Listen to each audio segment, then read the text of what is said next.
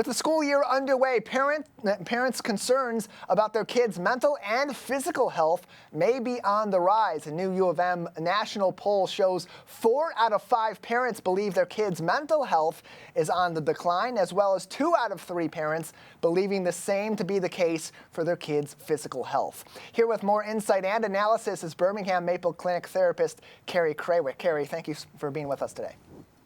Thank you for having me. Yeah, happy to have you on to talk about this because it's a growing concern for parents, mental health and physical health in our kids. There's so much more that goes into being a kid today than in my generation and in generations past. And I'm sure that does contribute to this, but based on this new study, 4 in 5 parents believe their kids' mental health on the decline, 2 out of 3 for physical health. What are some of the key factors that are leading parents to have this quite significant negative belief?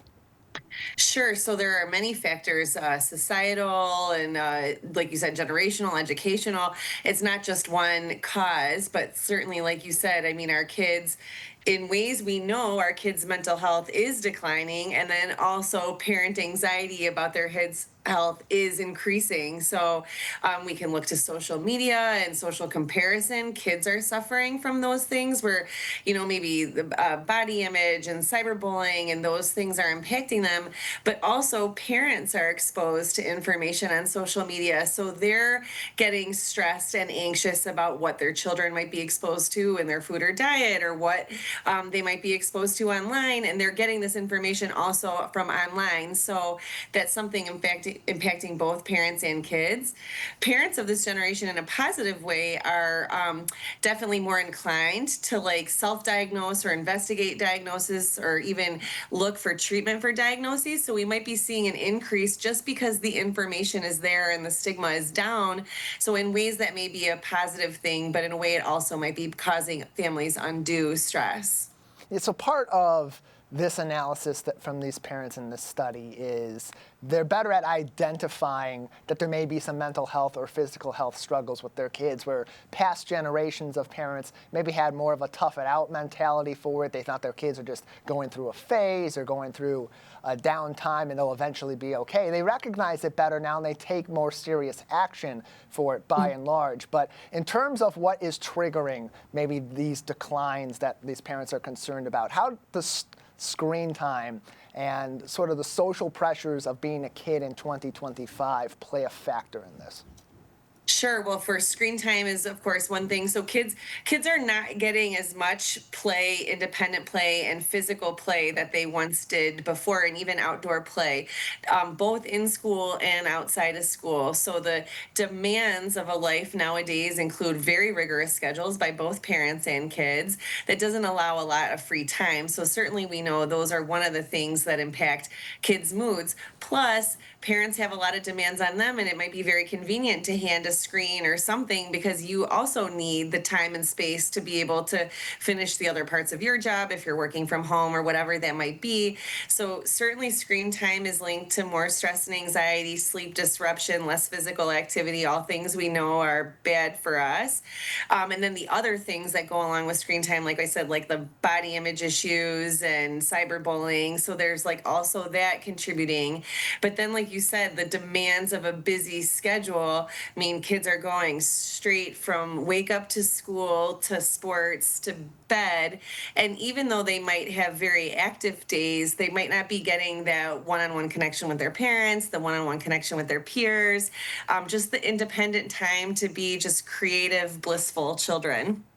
And that's a really important factor, too, because we think about these kids so much in the mindset of getting them ready for the big test that's coming up, getting them ready at the beginning of the school year to go into middle school, to go into high school, to go in their final year of high school and put them in a great position for college. And sometimes parents and the community forget they're still kids. They're still learning about how to be people and be themselves. So in 2025, what are some steps that parents and really the community surrounding these kids can take to break down some of those stressors and provide the much needed intervention from more experienced adults that can help reduce the impact on their mental and physical health? You're absolutely right. I mean, we live in such a competitive, such an achievement oriented culture that we have lost sight of even things like, right, that there are other parts of being a kid, but there's other parts of being a person, Yeah. and just, like I said, kindness, positive time together, creativity. I mean, there's so much research on boredom. What a fabulous like a fabulous thing boredom is for us, but most kids nowadays aren't that bored, and they don't get enough time to just be creative and ingenious and come up with their own inventive things to do. And that itself is just like such a positive thing for our brains, but positive things for our culture and society. So really embracing and encouraging things that you almost wouldn't necessarily encourage, like, please go be bored and come up with something, impress me with what you've come up to do. Certainly positive time together, parents modeling your behavior. I mean, of course, even parents, when we're bored, we grab our screens, or when we have downtime, we grab our screens. Like, kind of be the change you seek. Like, if you want your kid to be more active, then do something active with them. The kids that are the most resilient from like mental health diagnoses are the ones with like the most positive experiences. And not that every experience has to be positive, like woo woo, but like just positive times together with their parents, with people who are helpful and supportive of them. It could be as simple as, walking the dog together or playing catch, things that we've really lost sight of, not with the intent to like achieve something, but just to be together and be well.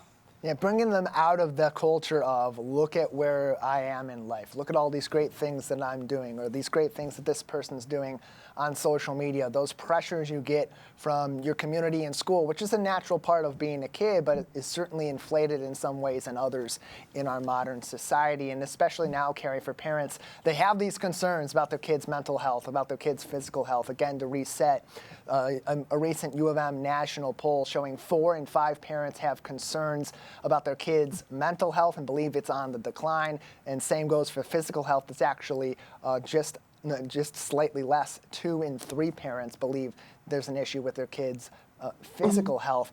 Especially when they are kids, that's the time you want to get out ahead of these things and build those coping strategies. How critical is it for parents to intervene, to have that constant communication, but also give the kids the space to not overwhelm them in trying to treat these issues so that they can be resilient when they do become adults?